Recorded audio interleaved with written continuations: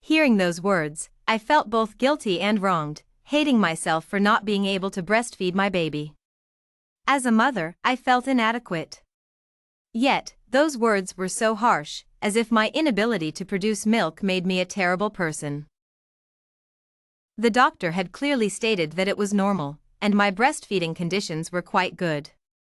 But I had no choice. I had to swallow that large bowl of greasy chicken soup despite feeling nauseous. Linda was all smiles, and John also joined in to play with our son. It seemed that after giving birth, only my concessions could bring a moment of peace. Dr. Smith made his routine rounds and, seeing the leftover chicken soup on the table, frowned. What's going on with your family? Didn't I say that she shouldn't drink such greasy soup right after giving birth? She has no milk.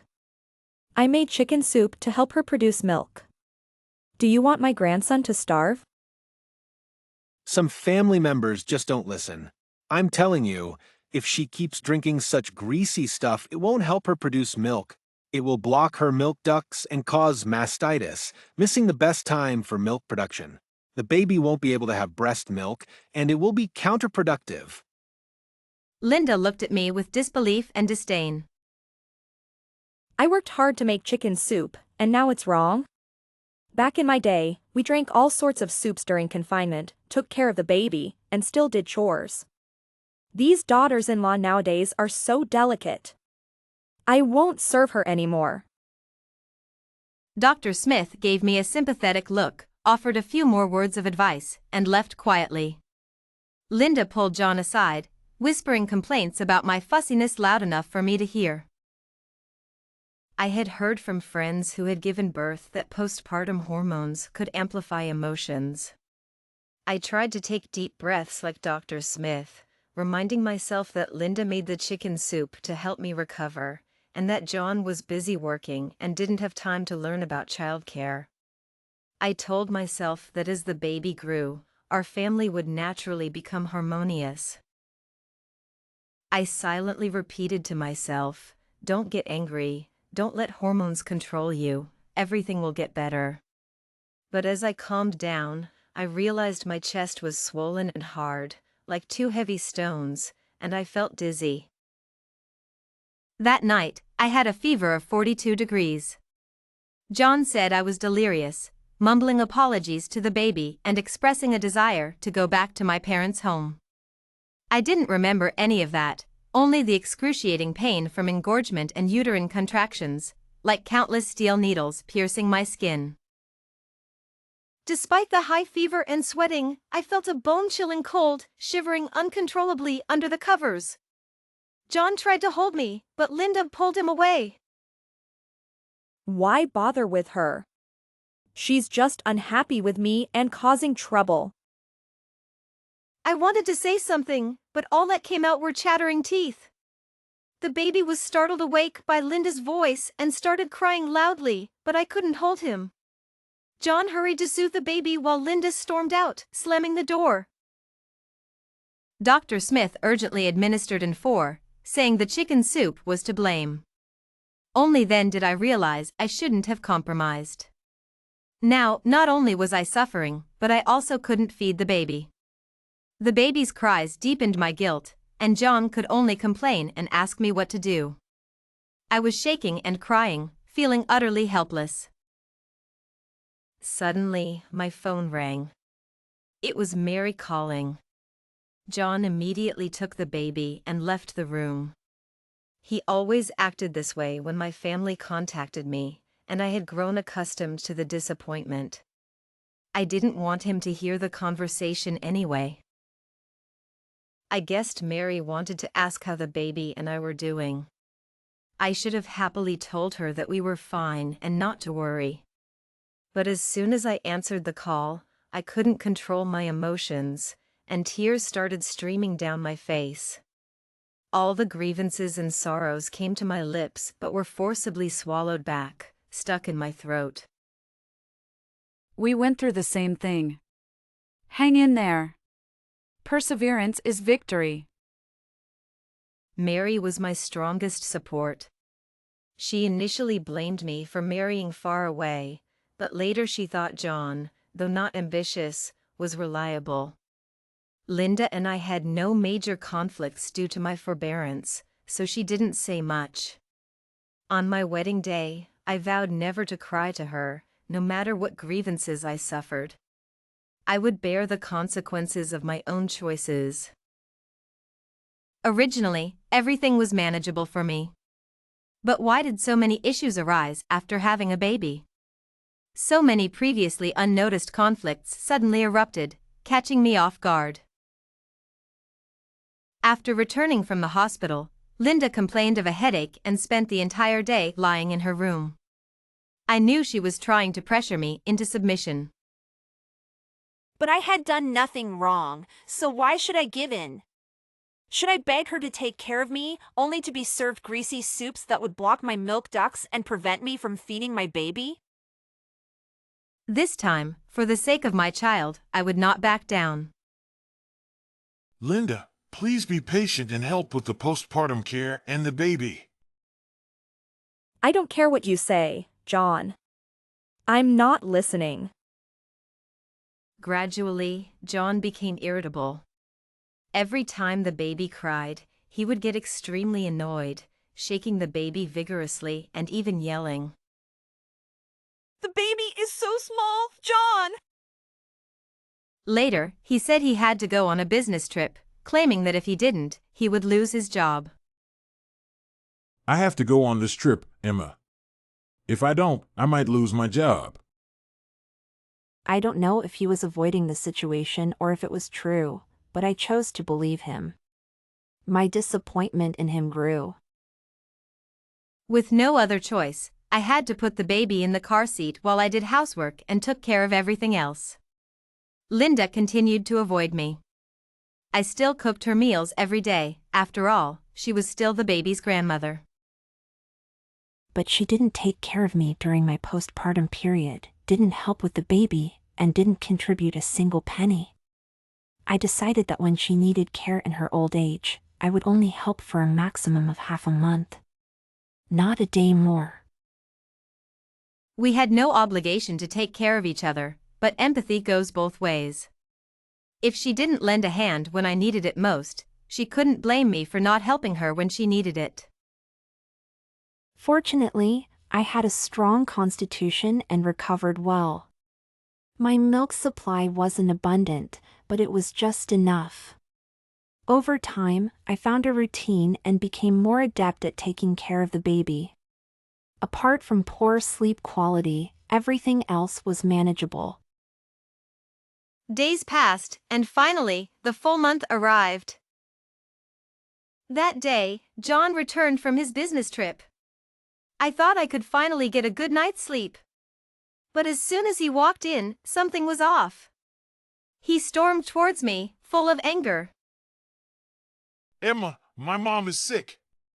Why didn't you take her to see a doctor? She's an adult. She can go herself. I have to take care of the baby and don't have the time. I felt aggrieved but still explained calmly.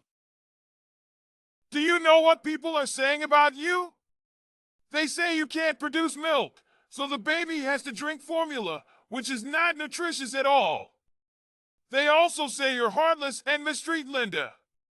My mom has been bedridden for days, and you haven't even checked on her. I don't know why I married you. Bedridden for days? Wasn't she ordering takeout and drinking beer just last night? She hid in the hallway to avoid being caught by me. Feigning illness to avoid helping with the baby and postpartum care, I had tolerated it to the maximum. Accusing me of mistreating Linda? She must have spread that rumor herself in the family group chat. I looked at the man I once deeply loved with disappointment, feeling something being stripped away from my heart, leaving a painful void.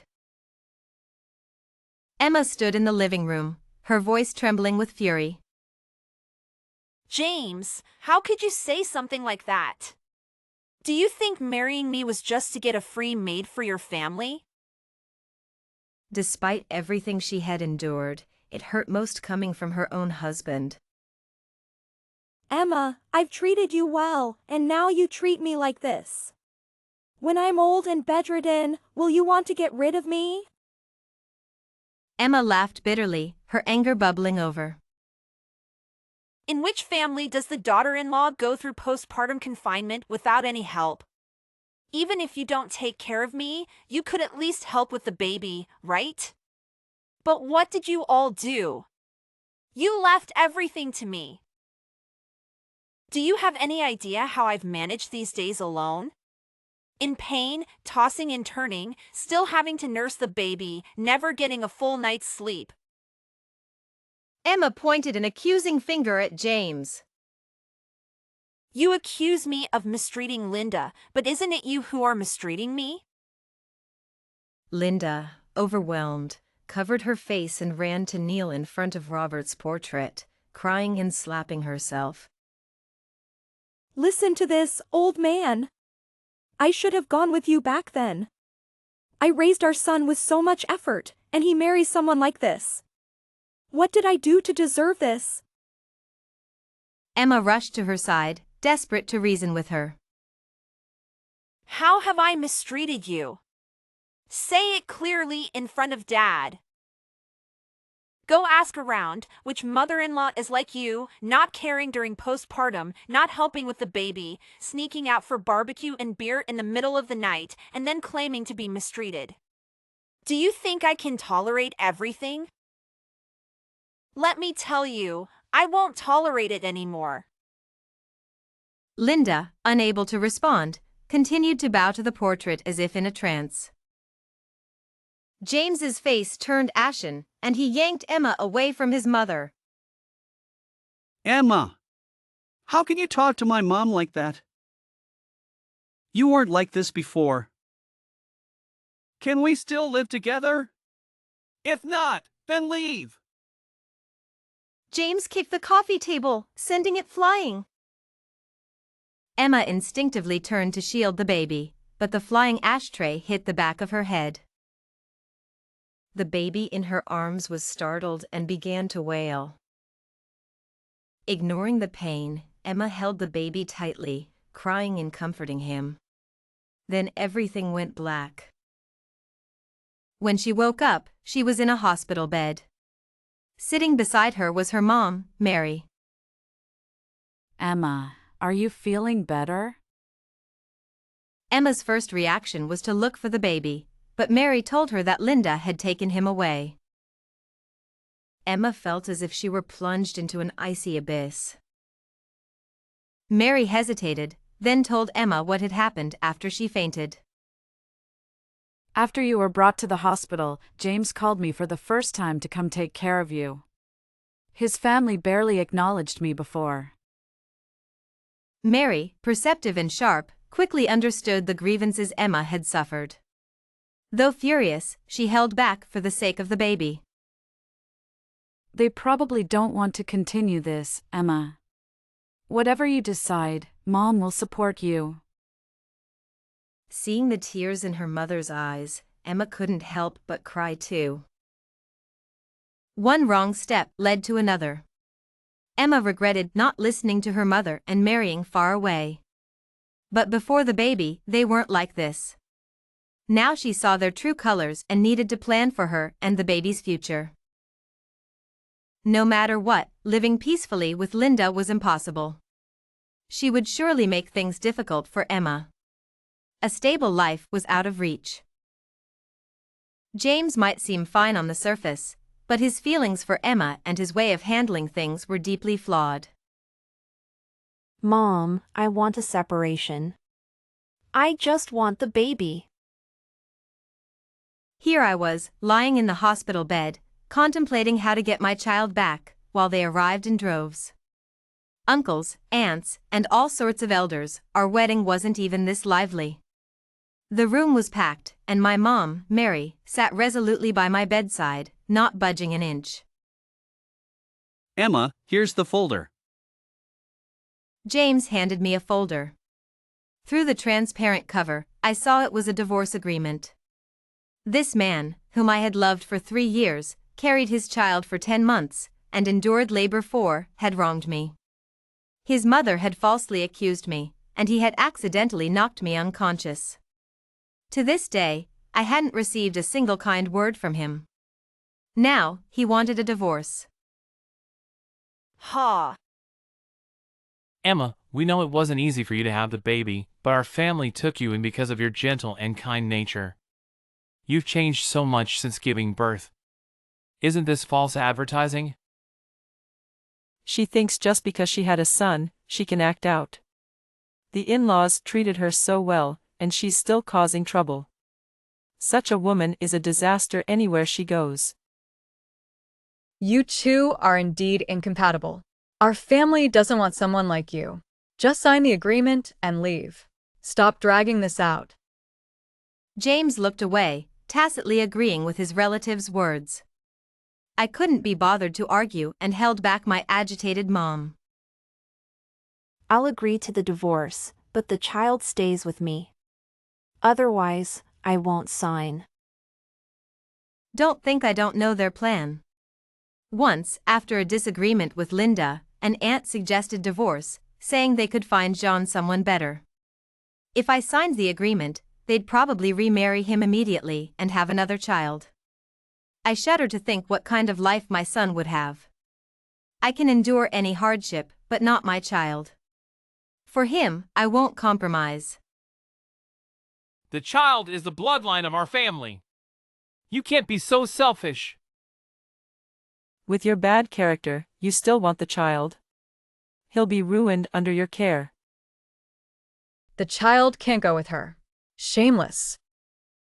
I couldn't hold back my mom. She rushed over and slapped that aunt across the face. Everyone was stunned into silence. My mom's eyes burned with intense anger.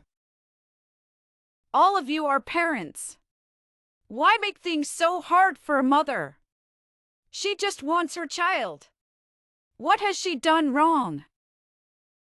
You all act so righteous, calling her shameless. Are you any better? Let's see where you hide your faces today. My mom called out towards the door, and I saw Grace entering with a team of photographers. Grace was my mom's best friend from school. While my mom married after graduation, Grace continued her studies and later worked at a TV station. After my dad passed away, Grace took great care of us. I was surprised to see her here to support me. The photographers started snapping away, and the relatives from James' family quickly covered their faces and tried to flee. My mom shut the door. An uncle, enraged, tried to grab the camera, but Grace stepped in front of him. These are antique pieces from the station, worth millions each. Break one, and you'll pay in full. The room fell silent, no one daring to act rashly. Grace sat by my bed, tucking my stray hair behind my ear. Emma, don't be afraid. Our family may be small, but we have backbone, unlike some who bully the weak. Her words, though indirect, left James' family speechless. James, nudged by his aunt, reluctantly spoke. Then we'll leave for now. Send me the signed agreement later. Looking at James now, he seemed utterly spineless. He couldn't even face me alone to discuss the divorce. How blind was I to have chosen him? Grace took the divorce agreement and called out to him. James, you heard her. Emma wants the child. Go bring him here, and we'll sign the agreement on the spot. I even brought a pen. She glanced disdainfully at the uncle, making it clear that I, Emma, wouldn't be easily manipulated or cling to anyone. That's not possible. My mom said the child can't go with her. Grace threw the pen to the ground and stood up. By law, a child in the nursing period is unconditionally awarded to the mother. If you disagree, we'll see you in court. That statement silenced them completely.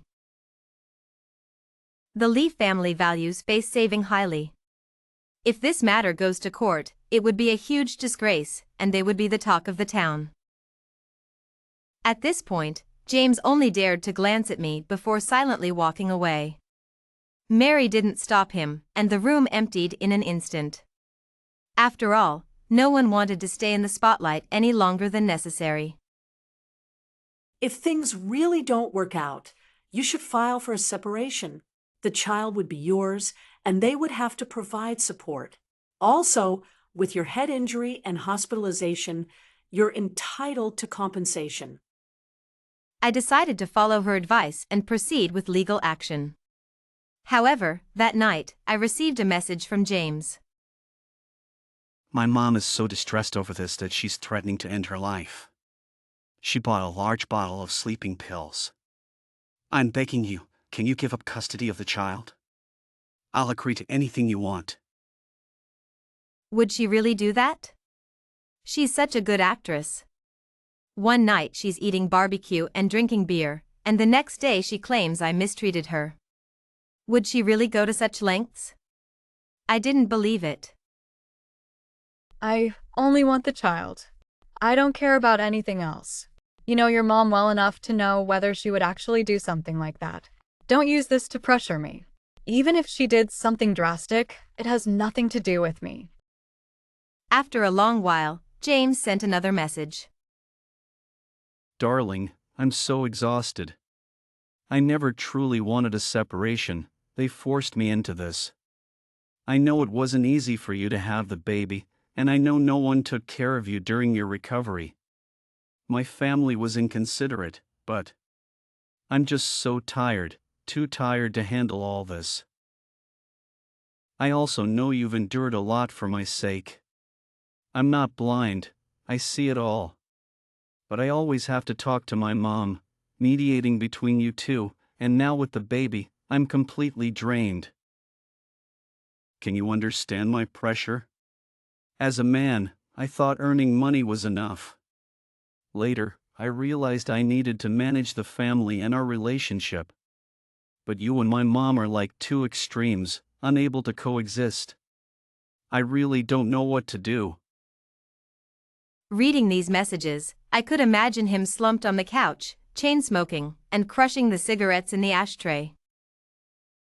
Oh, the ashtray that cracked my head is probably lying in the trash now. Life's trivialities are like a garbage bag filled with dirty water. When you try to throw it away, the dirty water spills everywhere. But eventually, you have to throw it out and clean up the mess. Thank you for understanding my difficulties. I understand you too, but I can't ignore all this and continue living with you. He used to say that his mom was uneducated and that I, being gentle and kind, shouldn't hold it against her. The squeaky wheel gets the grease. Just because I was educated and sensible, I had to endure everything. After every storm, he never comforted me. He always left me alone to find peace amidst the chaos. I've had enough of this life. Mary said that marriage is about mutual salvation, not mutual exhaustion. Sometimes sacrifices are inevitable, but it shouldn't be one-sided. A healthy marriage should involve mutual understanding and tolerance. James did the most manly thing since I met him. He secretly brought the child to me, without his mom knowing. In the hospital bed, we calmly signed the agreement. With tears in his eyes, he looked at the child, then at me. I'm sorry we couldn't make it to the end. Once your head heals, let's go to the Civil Affairs Bureau and finalize the separation. Okay. As I watched him leave, I felt a mix of sadness and a sense of newfound freedom. I thought my dealings with the Lee family were over, but on the day I was discharged, I saw a familiar figure. Someone was being carried out of an ambulance. It was Linda. James jumped out of the vehicle, looking worried and following closely, asking Dr. Smith if she would be all right. Dr. Smith, will she be okay? After taking so many sleeping pills, what do you think? Family members, please stay calm. We need to run some tests. I remembered James saying his mom was threatening to end her life and had bought a lot of sleeping pills. I thought she wouldn't. In the crowd, James saw me. He quickly lowered his head and followed Dr. Smith inside. Emma, their family matters are none of our business anymore. You two are already divorced. I wasn't trying to be a saint, so I got in the car and went home with Mary. We went to the mall to buy a lot of things for the baby. When we got home in the evening, there was someone standing at the door, James. Next to the dark iron gate, I saw that familiar silhouette. He was squatting on the ground, smoking one cigarette after another. Each time he took a drag, the red tip of the cigarette glowed brighter, standing out in the dark night. Emma, can you please help take care of my mom for a few days? Just a few days. I'm begging you. If I don't go to work, I won't have any money, and my mom will have to stop her medication. She's not out of danger yet and can't be left alone. Over the years, besides you, I don't know any other women. All my relatives have refused to help. No one is willing. It's all my fault. Mary, Emma, I'm not asking for your forgiveness, just for the sake of the child. Please help me this once. I really have no other options. As he spoke, he was about to kneel down. I didn't stop him. Mary helped him up. Child, a man should not kneel easily. You're a filial son for doing this for your mother, but Emma has nothing to do with you anymore. You can't use the child to morally pressure her. James slumped his shoulders in defeat. I know, you have no obligation to help. When she was in confinement, neither my mom nor I took care of her and the baby. It's all karma. He lit another cigarette and took a deep drag. Seeing him like this made me angry. I snatched the cigarette from him and stomped it out on the ground. Who are you trying to impress with this defeated look? Smoking more won't solve anything. Why are you always so useless?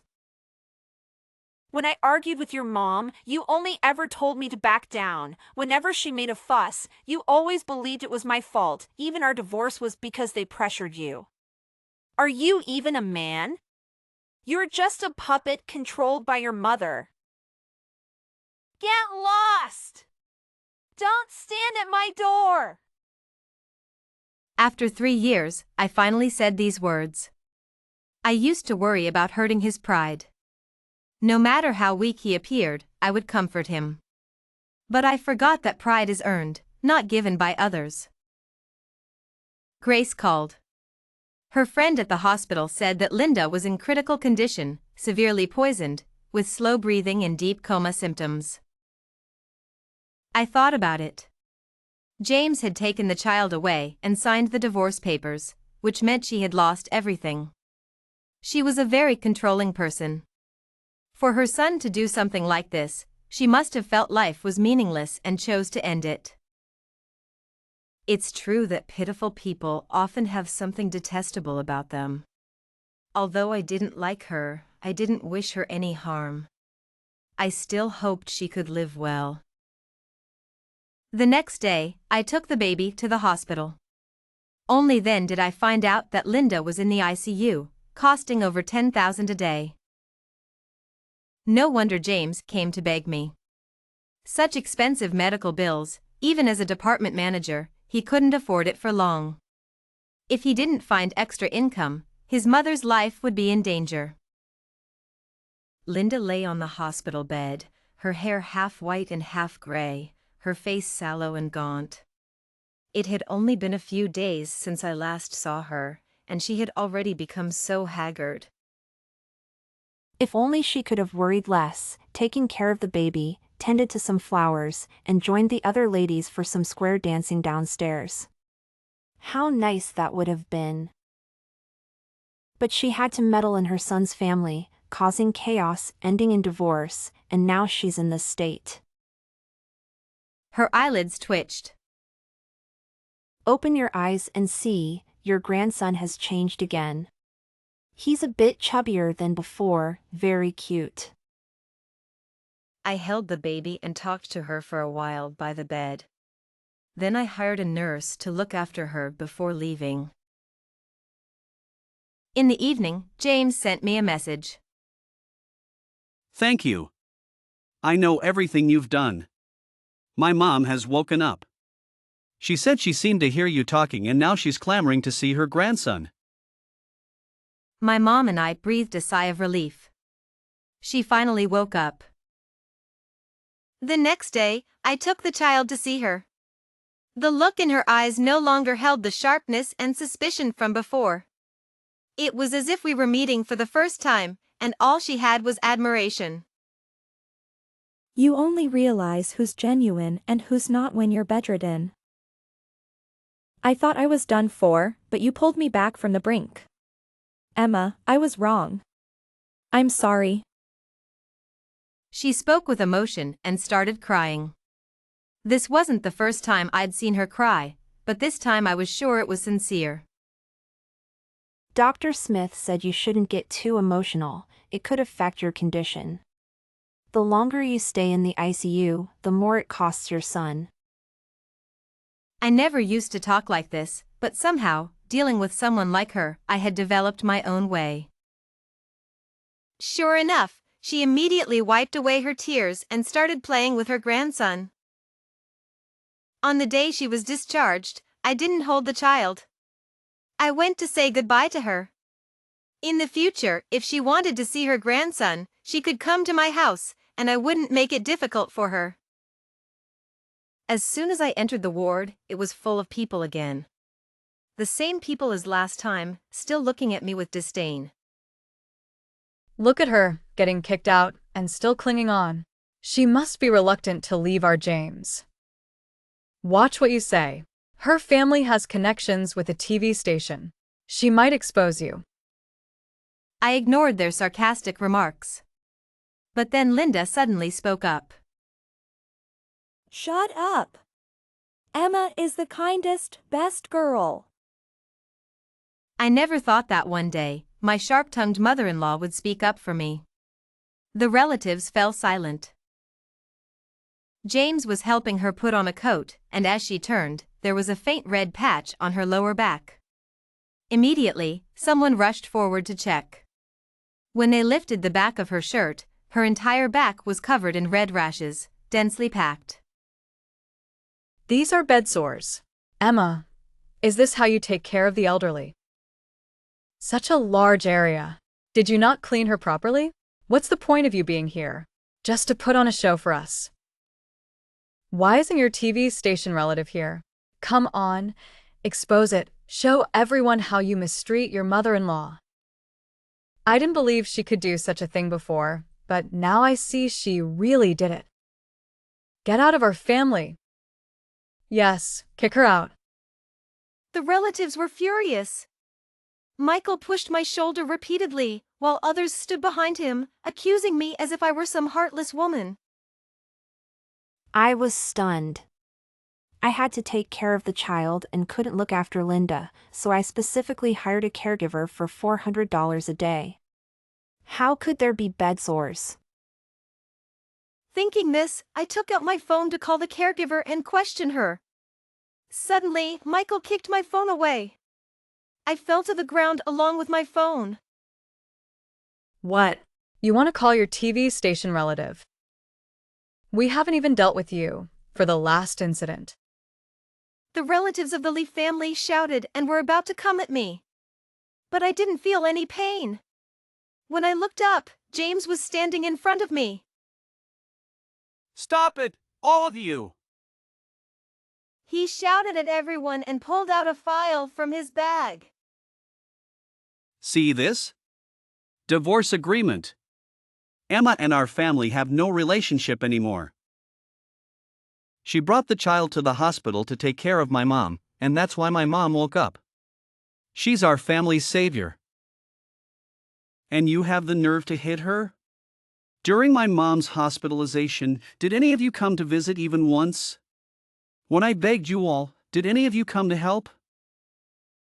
When our family was at its lowest, you didn't come to help. But when there's a conflict, you all show up to watch and add insult to injury, never wishing us well. Today, I'm telling you clearly, we don't need relatives like you. Get out, all of you. The room fell silent, so quiet you could hear a pin drop. Narrator, tone, excited. I watched James's trembling back with excitement and suddenly felt that he had grown up. Michael, tone. Awkward, it was a misunderstanding. I apologize profusely. The relatives, who had been so harsh earlier, now changed their tune. Relative 1, tone. Friendly will visit once Linda is settled.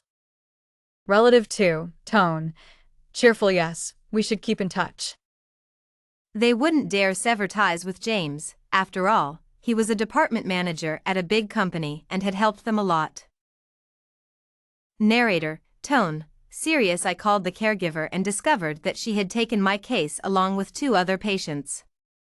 She had been working for 7 days straight and, seeing that Linda was just in a coma, had fallen asleep herself. Linda, tone, resigned. It's not easy for anyone. This time, having a brush with death, I feel my mindset has changed. Many things I don't want to fuss over anymore. Let's just leave it at that. Given her personality, she would usually demand a lot of compensation to be satisfied. It seemed that this experience had been a good thing for her. Narrator, tone. Sad. I said goodbye to them and went home, thinking I wouldn't see them again for a long time. Half a month later, I suddenly received a call from James. James, tone, worried my mom's not doing well, Emma. Can you bring the baby to let her see one last time? Emma, tone, shocked. What happened?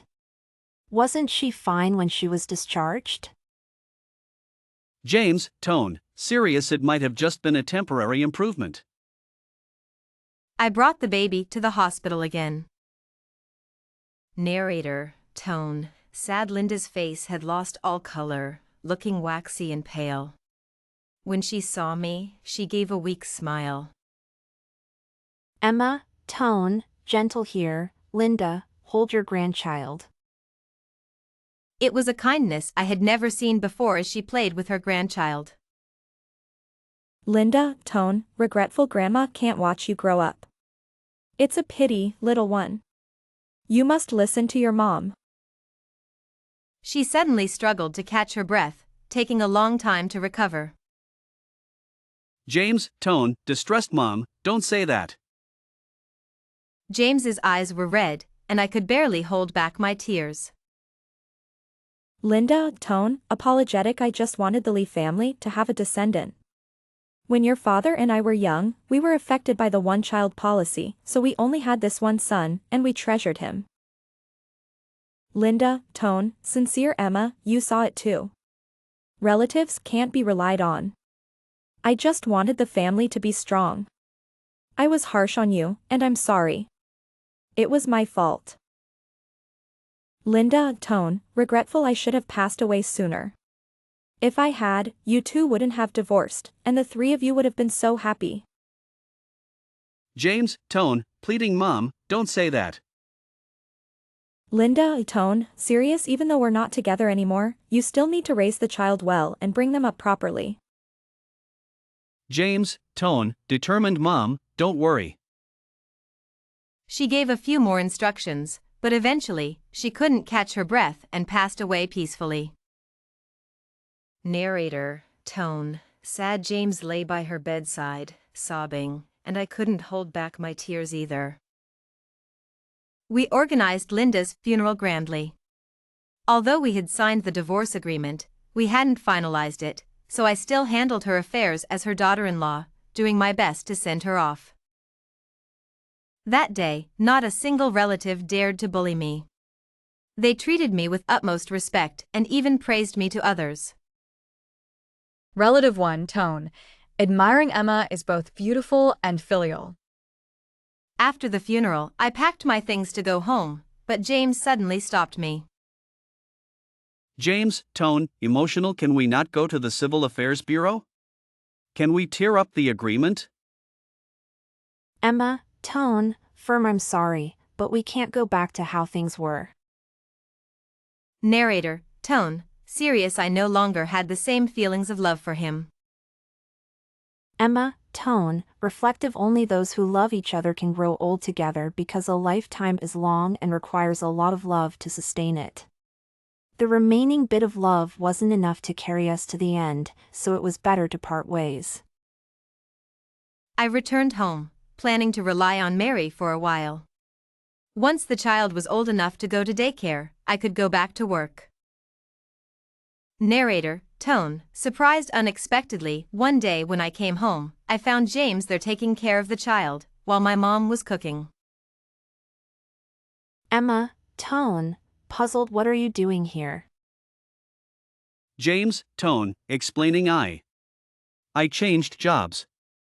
The new place is too far away, and I have nowhere to stay, so I discussed with Aunt Mary to stay here for a while and help take care of the child. Before I could react, my mom's voice suddenly came from the kitchen. Mary, tone, shouting, James, come help me. These bones are too hard to chop. He immediately handed the child to me and rolled up his sleeves to go into the kitchen. Emma, tone, confused. What is going on? My mom seemed quite willing to boss him around. He had never been this proactive when he was my son-in-law. Could he be here to try to reconcile? James moved into Emma's house without any pretense, but he never mentioned getting back together. Later, she accidentally overheard that he was working 3 jobs, tirelessly earning money. When his mother was hospitalized, it cost a fortune. Could he be in debt?